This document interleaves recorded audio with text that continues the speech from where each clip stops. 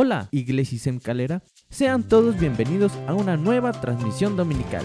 Esperemos que se encuentren bien y activos en su vida devocional. Comenzamos recordando los anuncios semanales, clases virtuales correspondientes a cada grupo, preguntar los horarios y plataformas en las que se realizan, ofrendas y diezmos entregarlos a la hermana Elizabeth Ocaña. También pueden mandarle un mensaje y ella pasará a su casa. Sigamos apoyando a nuestros misioneros. Miércoles de oración a las 7 p.m. en vivo por YouTube. Compartan los videos en sus redes sociales y con sus amigos. Pon tu celular en silencio para escuchar lo que hoy Dios tiene hacia cada uno de nosotros. ¿Estás listo? Ahora pongamos nuestros oídos, corazón y mente a disposición de la palabra de Dios. ¡Hey! Tienes 2 notificaciones. ¿Ya viste de qué se trata? Es una solicitud de amistad y una invitación a un evento, el cual se llevará a cabo el sábado 13 de febrero a las 8:30 de la noche, en donde la amistad trascenderá a las fronteras, ISEM Zacatecas e ISEM Coacalco, juntos en la reunión de jóvenes y adolescentes a través de la plataforma Zoom. No puedes faltar, habrá alabanzas, un tema especial y juegos. ¿Y tú, ya estás listo? Así que no olvides en responder al evento y a la solicitud de amistad. Invita a tus amigos. Te esperamos.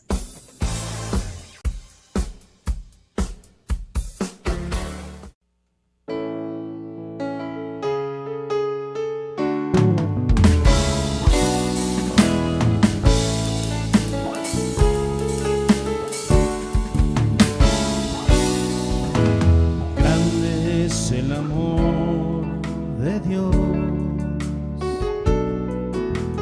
que a mi vida Él transformó,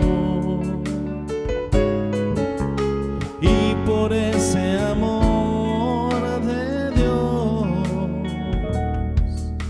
salvo soy, salvo soy. Nadie pudo amarme a mí y entender lo que había en mí. Solo por el amor de Dios soy feliz, soy feliz. No hay amor que se pueda comparar al amor de Dios, tan sublime y sin igual, y que llena mi alma de dulce calma.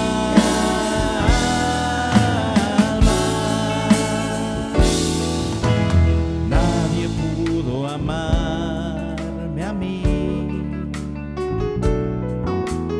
y entender lo que había en mí. Solo por el amor de Dios soy feliz, soy feliz. No hay amor que se pueda comparar al amor de Dios, tan sublime y sin igual, y que llena mi alma de dulce calma.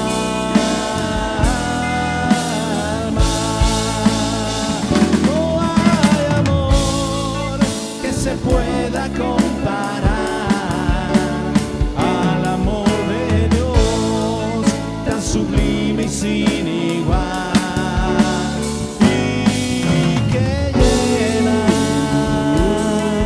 mi alma de dulce calma.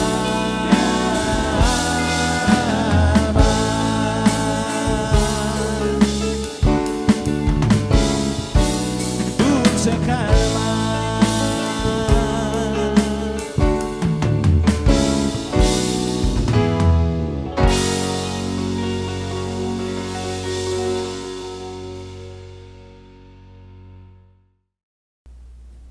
¿Qué tal, hermanos? Un saludo a todos a distancia. Espero que todos estén muy bien y nos disponemos para estudiar la palabra del Señor. En esta ocasión en un tema que pareciera que todo creyente debiera manejar muy bien, pero que sin embargo a veces no lo hacemos. Así que vamos a platicar hoy de esto. Romanos capítulo 10, por favor. Bueno, comenzamos a hacer una lectura desde el capítulo 9. En el libro de Romanos, el apóstol Pablo en el capítulo 9 nos habla de que él siente dolor por su pueblo, por el pueblo de Israel, porque no tan fácilmente aceptaban a Jesucristo. A donde quiera que él iba a predicar el evangelio, primero le hablaba a sus compatriotas israelitas, pero muchos de ellos rechazaban el evangelio. Y Pablo notaba que más gentiles cada vez aceptaban al evangelio que los mismos israelitas, y eso le pesaba mucho. Dice en el capítulo 9 de Romanos, versículos 1 al 3, dice: la verdad digo en Cristo, no miento, y mi conciencia me da testimonio en el Espíritu Santo, que tengo gran tristeza y continuo dolor en mi corazón, porque deseara yo mismo ser anatema, separado de Cristo, por amor a mis hermanos, los que son mis parientes según la carne. Entonces Pablo expresa aquí una palabra de dolor por aquellos, por su pueblo que era incrédulo, que no creía en el Señor. El mismo dolor que deberíamos sentir todos nosotros al ver a nuestros familiares o a nuestros amigos, a nuestros vecinos que no están en Cristo, que no conocen el Evangelio. Y ven el dolor profundo que tenía Pablo, que dice: deseara yo mismo ser anatema, si eso pudiera servir para salvarlos, ¿no? Y luego dice en el capítulo 10, en el versículo 1, hermanos, ciertamente el anhelo de mi corazón y mi oración a Dios por Israel es para salvación. Entonces Pablo expresa aquí un deseo, porque acuérdense que la oración es un deseo. Y Pablo expresa un deseo de que Israel sea salvo. Ya sabemos que desear que alguien sea salvo no es suficiente, ¿no? Porque nosotros pudiéramos, si la salvación fuera por nuestros deseos, si la gente pudiera ser salva por nuestros deseos, muchísima gente sería salva. Pero la realidad es que la otra persona a la que se habla el Evangelio tiene que recibirlo de toda voluntad. Sin embargo, esto sí, todo comienza con un deseo. Para que otras personas puedan conocer a Cristo, yo tengo que ir a hablarles. Y debo desear hacerlo. Así es que es muy bueno tener ese deseo y expresarlo, como Pablo aquí lo expresa, ¿no? Él hace oración pidiendo que su pueblo pudiera ser salvo. Oro por Israel para salvación. Expresa un deseo que lo mueve a él, que lo motiva a la acción. Y acuérdense que eso es la oración.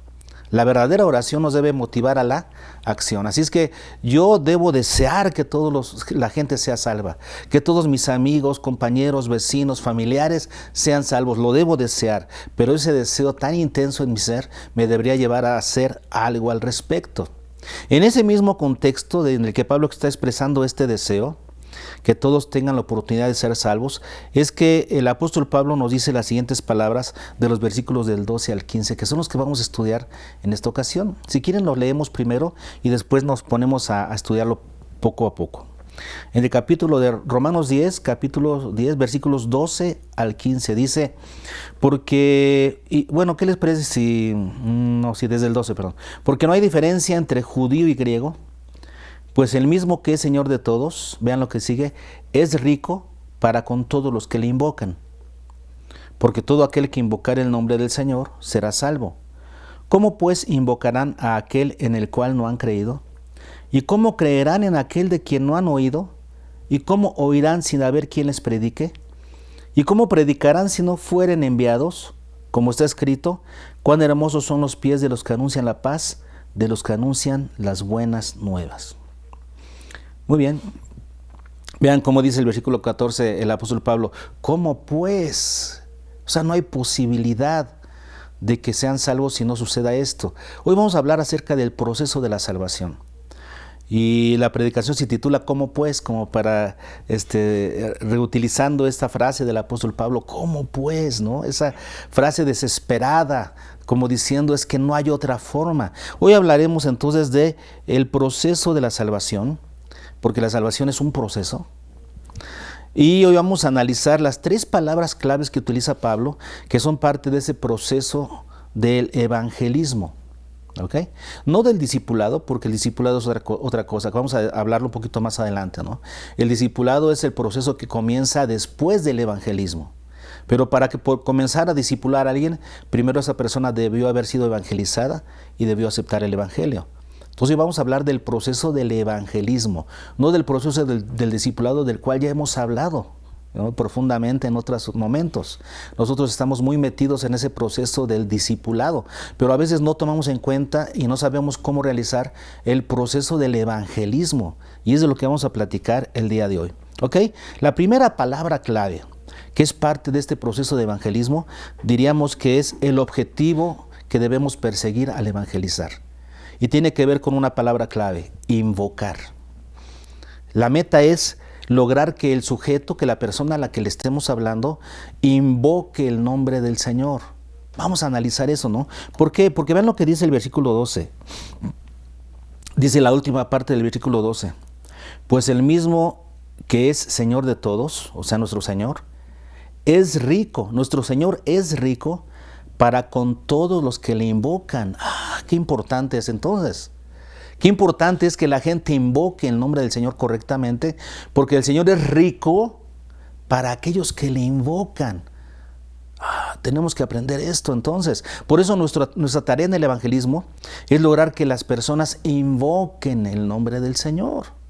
¿Está bien? ¿Por qué? Porque dice el versículo 13, porque todo aquel que invocare, modo de posibilidad, todo aquel que invocare el nombre del Señor será salvo. El Señor es rico para los que lo invocan, porque hasta les da la salvación. Qué importante es entonces que las personas invoquen el nombre del Señor. Pero vamos a entender lo que significa invocar, porque no se refiere solamente a aclamar o a gritar el nombre de Dios o a decirlo. No se trata nada más como decirlo. No, vamos a ver lo que significa esta palabra de invocar. ¿Está bien? La palabra invocar es una palabra griega que se traduce de la siguiente manera: apelar, llamar a favor de sí mismo. ¿Por qué llamar a favor de sí mismo? Porque ese verbo que está traducido en el versículo 12, el Señor es rico para todos los que le invocan. Ese verbo invocan está en participio presente voz media. Voz media. Y acuérdense, cuando está en voz media, el sujeto realiza la acción sobre sí mismo. Eso quiere decir, invocar significa llamar a favor de sí mismo. Es como llamar a alguien como testigo a mi favor. Eso significa invocar cuando está en voz media. Y aquí está este verbo conjugado en voz media. El Señor es rico para aquellos que le invocan. Eso quiere decir, para aquellos que lo llaman como testigo para sí mismo. Para que lo entendamos bien, es como si nosotros estuviéramos en una sala de juicio y se ha demostrado que somos culpables. Si cometimos un delito, por ejemplo, nos pasamos un alto o muchos altos y ya debemos muchas cuentas, entonces debemos una multa de 50,000 pesos. Y entonces, ¿con qué pagamos esa multa de 50,000 pesos? Está comprobado. Tú puedes decir que no, pero están las cámaras, hay testigos. O sea, está comprobadísimo de que eres culpable. Entonces, no tienes salida. ¿Qué haces? Invocas al Señor. Eso quiere decir, lo llamas como testigo tuyo, para que Él abogue a tu favor. Ese es el sentido de esta palabra, ¿ok? Apelar, llamar a favor de sí mismo, llamar a alguien como testigo. Eso es invocar. Entonces, tenemos que entender que existen varios elementos que deben existir para poder invocar al Señor, para poderle invocar. Son 3 elementos los que deben existir para que nosotros podamos decir que estamos invocando al Señor. Número 1, que te reconozcas culpable. Tú no vas a poder invocar al Señor, o sea, llamarlo como testigo, si tú no sabes que eres culpable o no te sientes culpable. Las dos cosas, ¿no? Porque a lo mejor tú entras al juicio diciendo, no, pues yo no soy culpable, ¿de qué se me acusa? Yo soy inocente, yo creo que soy inocente. A lo mejor entras creyendo realmente que no hay culpabilidad de tu parte. Y esto sucede sobre todo cuando en el evangelismo no confrontamos a las personas con su pecado. Y solamente les decimos, mira, recibe a Cristo en tu corazón para que seas feliz. Yo digo, ¿dónde está en el Evangelio? ¿Dónde está en la palabra del Señor? Que debemos decirle a la gente que si recibe a Cristo va a ser feliz.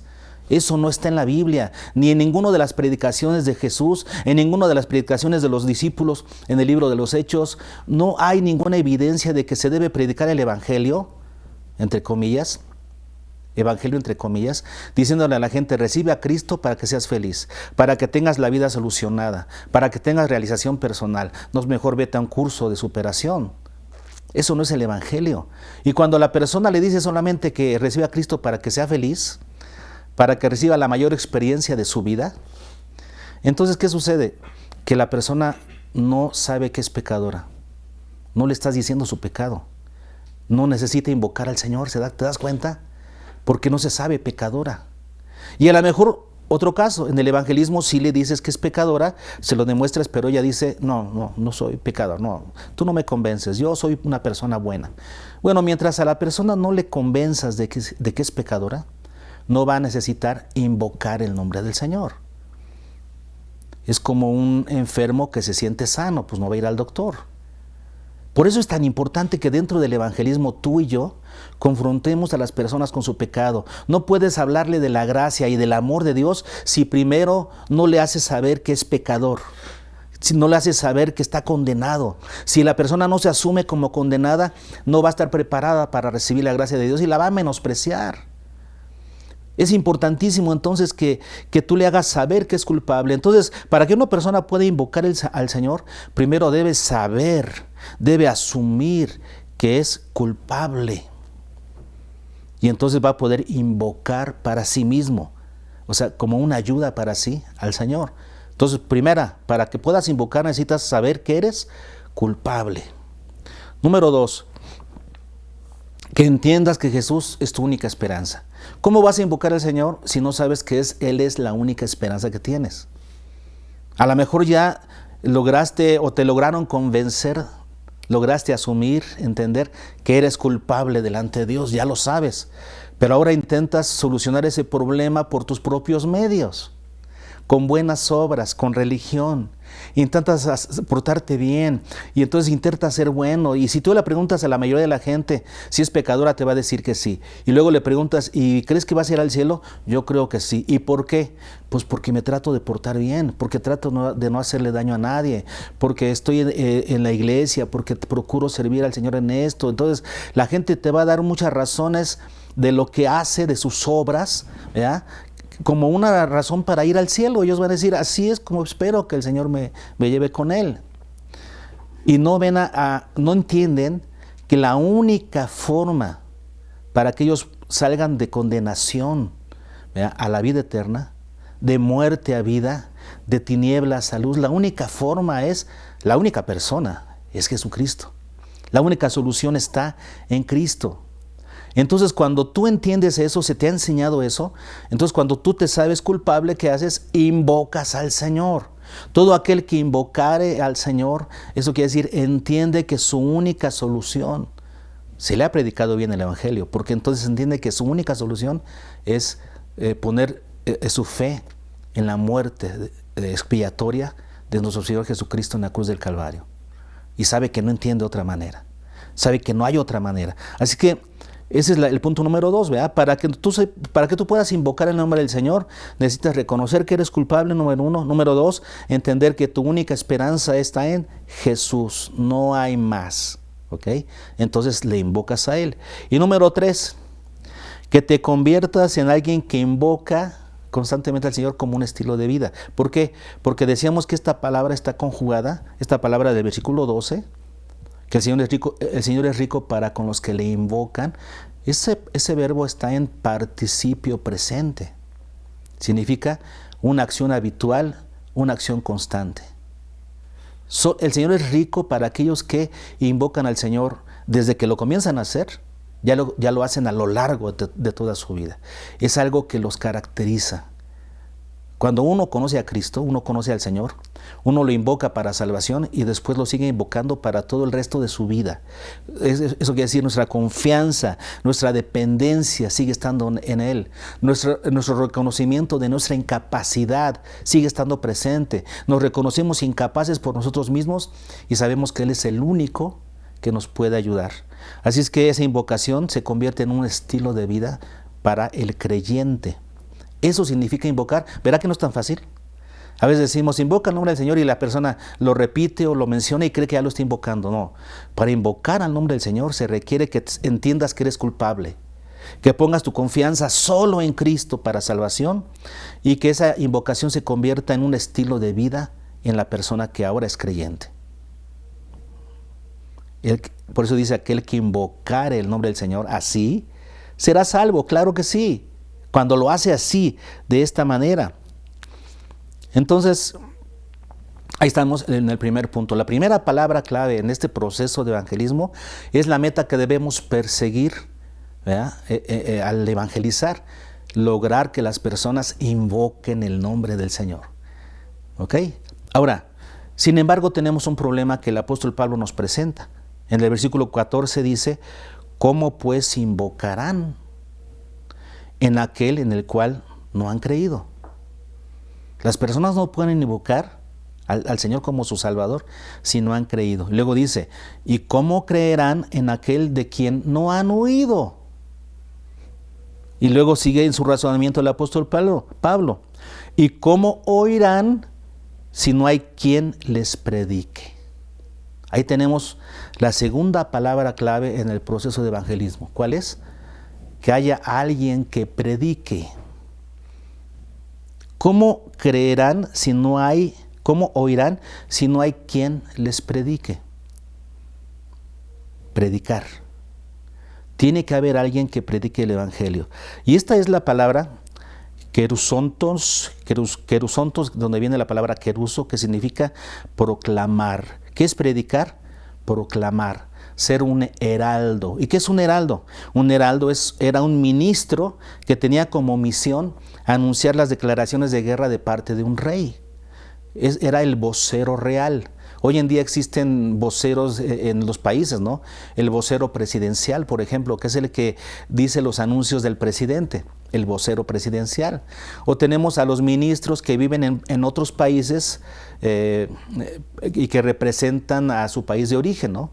Entonces nosotros, por ejemplo, en México tenemos el ministro que está en Cuba, en Estados Unidos, en todos los países existe algún ministro que representa al país. Y eso se refiere, ¿no? Entonces es un vocero. Muy bien, el que predica es alguien que proclama como un vocero de Dios.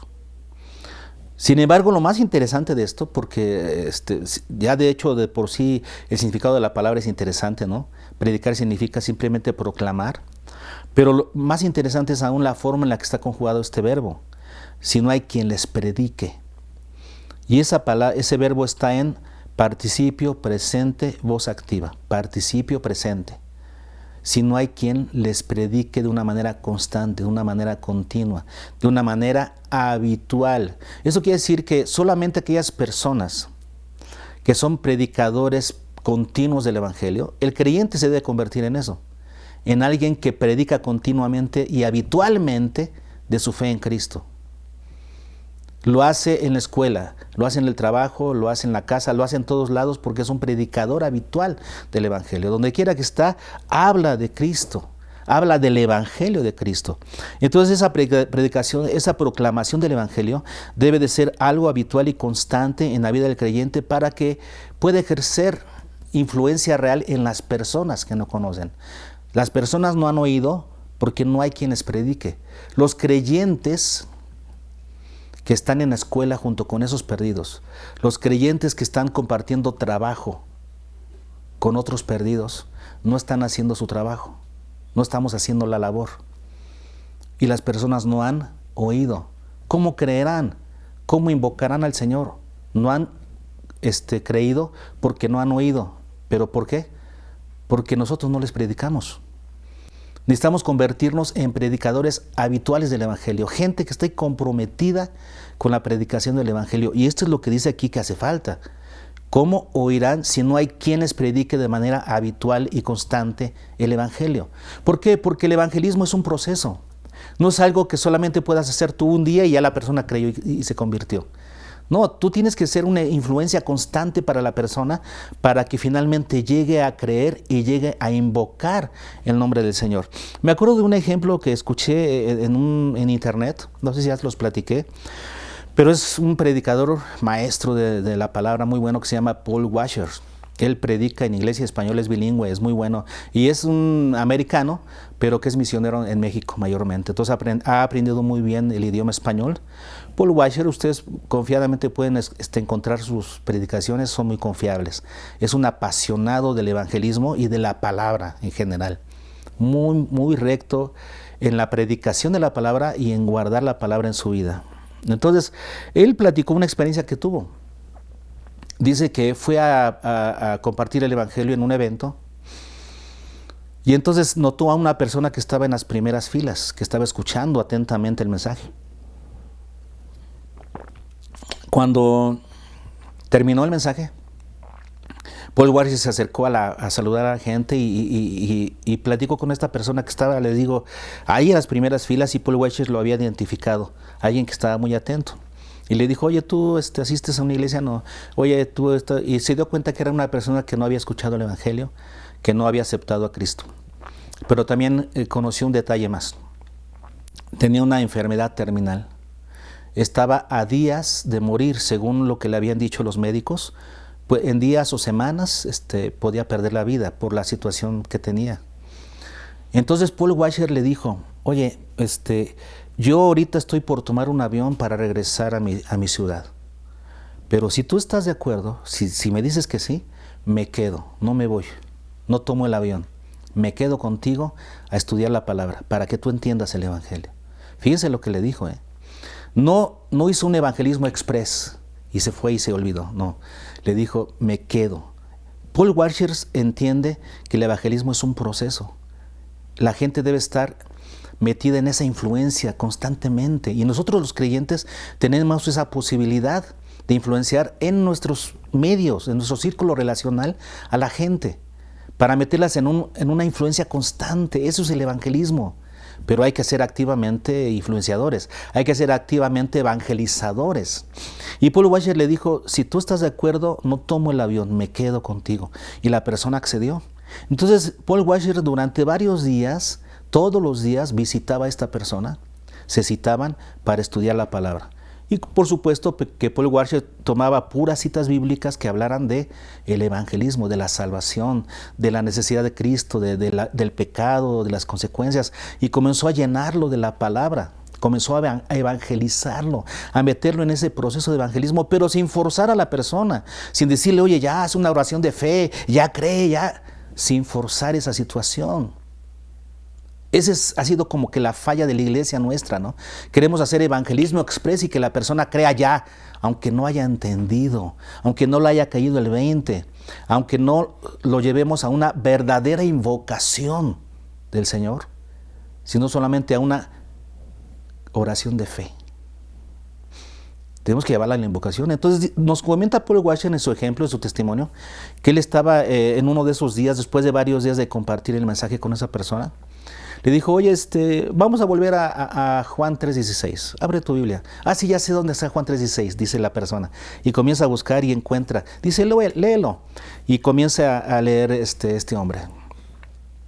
Porque de tal manera, y así lo comenta Paul Washer, lo platica de cómo si él fuera la otra persona, y dice que le estaba leyendo. Sí, aquí ya casi me sé este versículo, dice, porque de tal manera amó Dios al mundo, que ha dado a su Hijo, y comenzó a quebrantar su voz, para que todo aquel que en Él cree, dice, Jesús vino a morir por mí, porque yo soy un pecador, para que yo no me pierda, sino tenga vida eterna.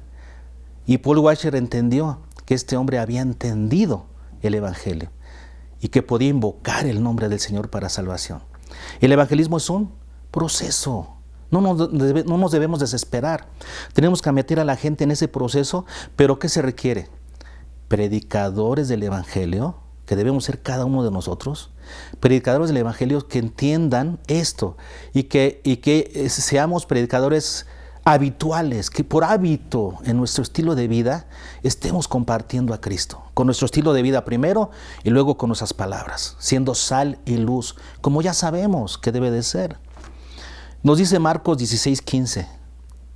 Marcos 16:15 es la gran comisión desde el punto de vista de Marcos. Y Marcos dice, id por todo el mundo y predicad el Evangelio a toda criatura. Algunos dicen, bueno, pero Mateo dice en Mateo 28, 19 y 20, id y haced discípulos de todas las naciones. ¿A quién le hacemos caso? Porque Marcos dice que prediquemos el Evangelio y Mateo dice que hagamos discípulos. Es que se complementan, no están peleados. Primero tienes que predicar el Evangelio para que crean e invoquen el nombre del Señor. A los que invoquen el nombre del Señor los haces discípulos. Las dos cosas se complementan. No puedes simplemente dejarlos como que ya invocaron al Señor, que sean convertidos. No, a los convertidos los debes de llevar al discipulado. Y no puedes discipular a aquellos que no han invocado. ¿Te das cuenta? Es complementario. Primero los tienes que llevar a que invoquen. ¿Cómo? A través de la locura de la predicación, dice el apóstol Pablo en 1 Corintios 1:21. A través de la locura de la predicación. ¿Por qué es locura? Porque para los que no se salvan es locura, pero para los que se salvan es poder de Dios. Así lo dice la palabra. ¿Qué nos dice el versículo 1:16 de Romanos 1:16? Porque no me avergüenzo del Evangelio, no seré avergonzado del Evangelio, porque es poder de Dios para salvación a todo aquel que cree. Por eso tenemos que predicar el Evangelio. En el capítulo 10, versículo 17 dice, así que la fe es por el oír y el oír por la palabra del Señor. Entonces tenemos que preocuparnos por ser predicadores constantes a través de nuestro estilo de vida, predicadores constantes del Evangelio. Y debemos preocuparnos por predicar el Evangelio completo. Un evangelio que haga sentir culpable a las personas, un evangelio que los lleve a entender su culpabilidad delante de Dios y que por lo tanto los lleve a invocar con todo su corazón al Señor, porque no hay otro remedio, porque no hay otra solución. Si tú no los llevas a eso, entonces van a simplemente aceptar una religión, un estilo de vida, una costumbre que tú les estás enseñando. Para que invoquen al Señor los tienes que predicar un evangelio que los lleve a reconocer que son pecadores. Y después les dices, pero Cristo es la solución, por esto y por esto y por esto. La condenación precede a la gracia. Si tú no llevas a la condenación a las personas, no van a apreciar la gracia. Entonces, tu predicación del Evangelio debe ser correcta y debes ser un predicador del Evangelio continuo, ¿sí? Habitual, constante, en todo tu estilo de vida. Pero ahora vean el siguiente dilema que nos presenta el apóstol Pablo en el versículo 15. Porque dice, bueno, ¿y cómo predicarán si no fuesen enviados? Y aquí es donde muchas personas tienen un pretexto. Porque dicen, ahí está, a mí el Señor no me ha enviado. El Señor envió al pastor y al evangelista, y ellos son enviados, pero a mí el Señor no me ha enviado. Entonces, ¿cómo predicarán si no fueren enviados? Yo predicaré cuando el Señor me envíe. Bueno, concepto erróneo, ¿verdad? No has entendido que el Señor ya te envió desde que creíste. El creyente asume ese llamado desde un principio, porque así es. Por ejemplo, cuando Jesús llamó a Pedro, a su hermano Andrés, el mismo día de su llamado les dijo, síganme, vengan en pos de mí y los haré pescadores de hombres. Los convertiré en pescadores de hombres. Desde el mismo inicio, el Señor Jesús ya estaba diciéndoles para qué iban a ser salvos. Salvos para salvar a otros, creyentes para ayudar a otros que sean creyentes, discípulos para ser discípulos. Ponle el título que quieras. Pero el creyente tiene que vivir para compartir su fe con otros. Es un llamado que es intrínseco, que está incluido en la salvación. Y lo deberías de saber. Cada uno de los creyentes somos llamados a hacer el evangelio, a predicar el evangelio. Entonces, la tercera palabra clave, ¿no?, tiene que ver con ser un mensajero del Señor, que es la mayor limitante en el reino de Dios, porque Jesús le dijo a sus discípulos que la mies es mucha y los obreros pocos. Y después les dijo que hicieran un ruego. En Lucas 10, rogad pues al Señor de la mies que envíe obreros a su mies. La mayor limitante en el reino de Dios siempre ha sido la falta de obreros. ¿Y por qué? Porque no nos consideramos enviados. La palabra enviado es la palabra apostalosin, de donde viene apóstol. ¿Qué es un apóstol? Un enviado. Un enviado. Y entonces algunos dicen, es que yo no soy apostalosin, a mí no me han enviado. Ya te dije que sí, el Señor ya te ha enviado. Y ahora el Señor, lo interesante de esto es que el apóstol Pablo, enseguida en el versículo 15, cita una profecía de Isaías, que está en Isaías 52:7. Cita una profecía de Isaías, estamos en el versículo 15. ¿Cómo predicarán si no fueran enviados? Como está escrito, cuán hermosos son los pies de los que anuncian la paz, de los que anuncian las buenas nuevas. Cuán hermosos son los pies de los que anuncian la paz, de los que anuncian. Esa palabra anuncian, que está 2 veces aquí en el versículo 15, esa palabra anuncian es la palabra evangelizomenón, de donde viene evangelizar, evangelizomenón, que aquí se traduce como anunciar. Pero ¿de dónde viene el origen de esa palabra? De la palabra ángelo. Es la raíz de la palabra evangelizomenón. Su raíz es la palabra ángelo. ¿De dónde viene ángel, verdad? ¿Y qué significa esta palabra ángelo? Un mensajero. Mensajero. Los ángeles, ¿qué son? Mensajeros de Dios. ¿Sí? Esos son. Y esa es la raíz de la palabra. En otras palabras, eso significa que este versículo que dice, cuán hermosos son los pies de los que anuncian, literalmente debió traducirse así.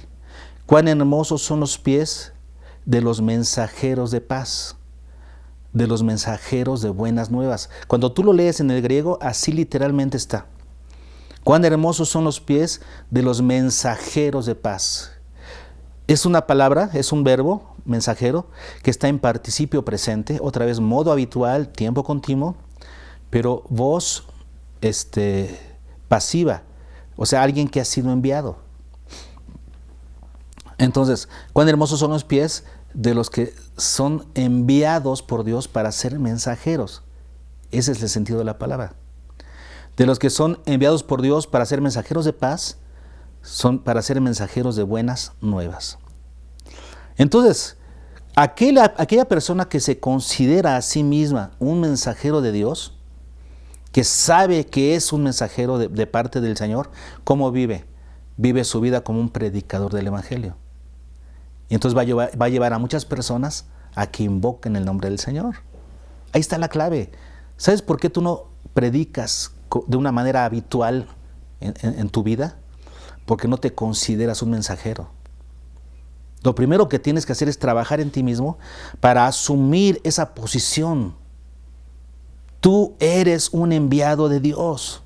Tienes que reconocerlo, tienes que entenderlo y tienes que ir por la vida, ¿verdad?, considerándote un mensajero, ¿verdad? Tienes que ir por la vida, tienes que ir en cada lugar en el que estés. En tu familia tú eres un mensajero de Dios, en tu casa tú eres un mensajero de Dios, en tu trabajo lo eres, con tus compañeros de trabajo, en la calle tú eres un mensajero de Dios y tienes que vivir como tal y tienes que comportarte como tal. Así como decíamos el que es ministro, ¿no?, de algún país, por ejemplo el ministro de México en Estados Unidos, ¿qué tipo de comportamiento debe de tener?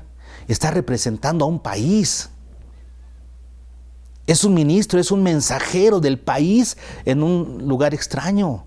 ¿Qué comportamiento debe tener? Su manera de vestir, su manera de hablar, debe reflejar el honor de su país. Lo mismo con nosotros. Si nos consideramos mensajeros de Dios, entonces vamos a vivir de esa manera.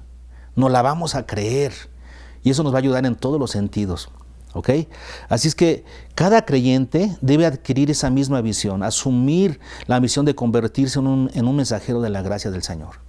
Si ustedes se acuerdan cuando estudiamos Mateo 28, 19 y 20, donde viene contenido la gran comisión, una vez que la persona ya invocando el nombre del Señor, debemos discipularla, por eso dice id y hacer discípulos. Pero recuerden que esa palabra id, ¿cómo está conjugada? Si se acuerdan, en el curso 3 y en el curso 5 hablamos de esto. La forma en la que está conjugada la palabra id, que cuando tú lo lees así en español, el id te suena como a una orden, como si estuviera en imperativo, pero no es, en el griego no es un imperativo, es un aoristo, ¿verdad? Es un participio, aoristo, voz pasiva. Y es una conjugación muy extraña. Muy extraña, ¿por qué? Porque participio es un modo habitual, pero el aoristo es una acción puntual, eso quiere decir una decisión. El id significa ir enviado, y por estar en voz pasiva significa ser enviado. En este caso, por Dios. Dios nos envía, ¿ya? Él tomó la decisión en el aoristo, Él tomó la decisión de enviarnos, ¿ok? Y nosotros lo tenemos que ver ahora como una situación habitual en nuestra vida. En otras palabras, ¿cómo deberíamos entender eso? Vivir como enviados de Dios. Cuando tú lees Mateo 28, 19, 20, en vez del ir y hacer discípulos, tendrías que decir, al vivir como enviado de Dios, haz discípulos, bautizando y enseñando.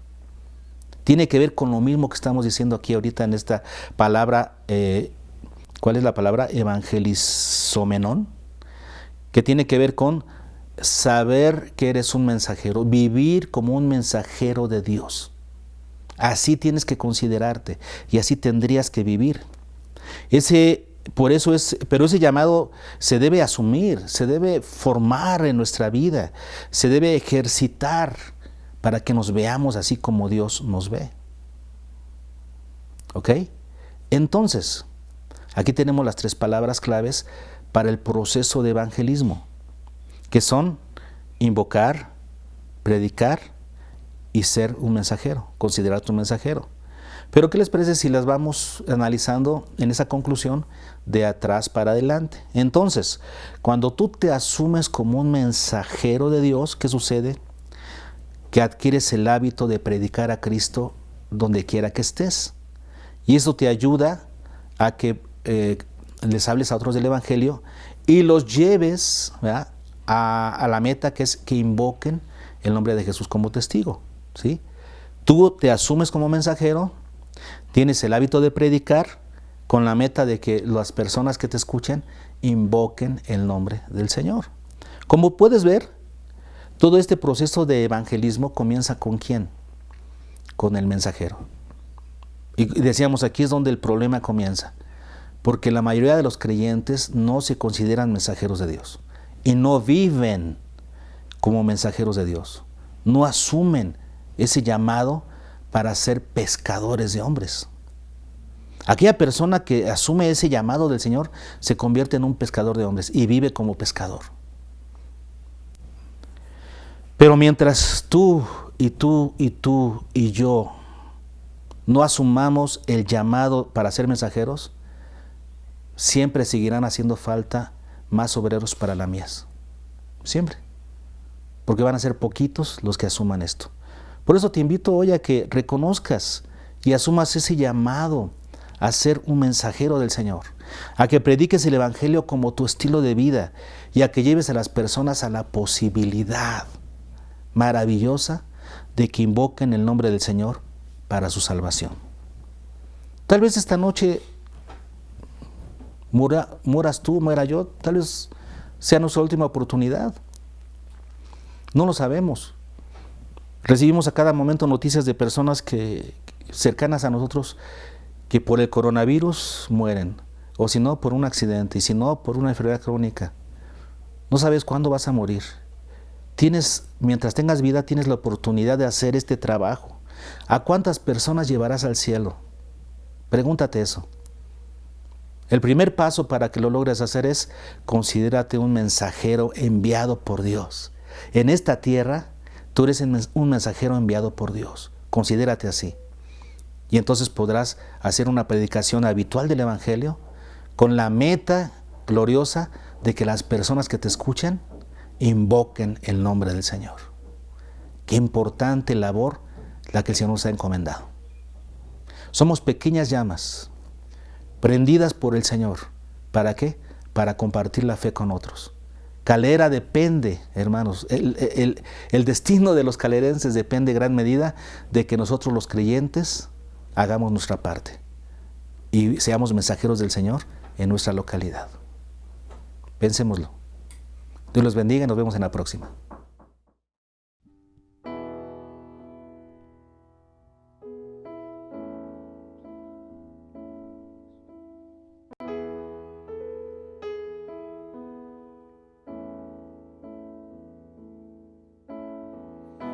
Somos pequeñas llamas prendidas porque un día fueron traídas a tu luz eterna que nos dio vida.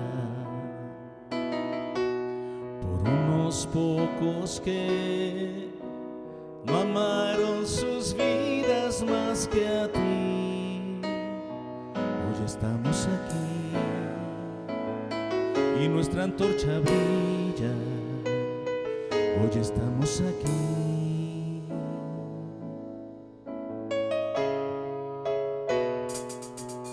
Una misma visión para un nuevo siglo, una generación que levanta a Cristo y se une en oración, clamando por Calera. Nuestras posesiones, nuestros corazones pertenecer al Señor de señores, no importa el precio, sana nuestra tierra, las barcas y las redes, listas hoy están.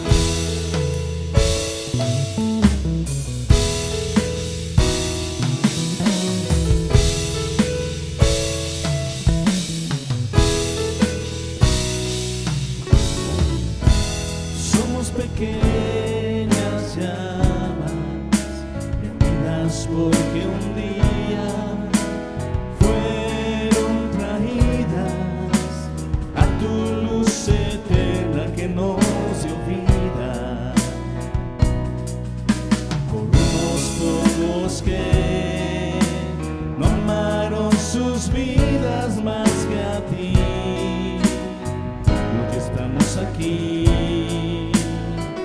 Nuestra antorcha brilla, hoy estamos aquí.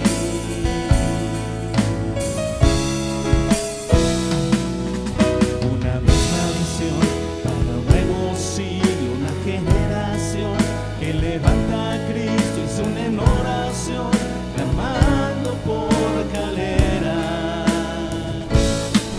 Nuestras posesiones, nuestros corazones pertenecen al Señor de señores, no importa el precio, sana nuestra tierra, las barcas y las redes, listas hoy están. La misma visión para un nuevo siglo, una generación que levanta a Cristo y se une en oración, clamando por Calera. Nuestras posesiones, nuestros corazones pertenecen al Señor de señores, no importa el precio, sana nuestra tierra, las barcas y las redes,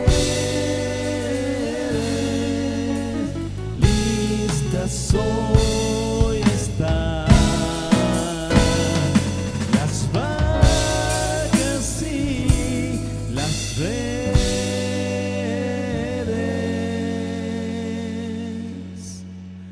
listas hoy están.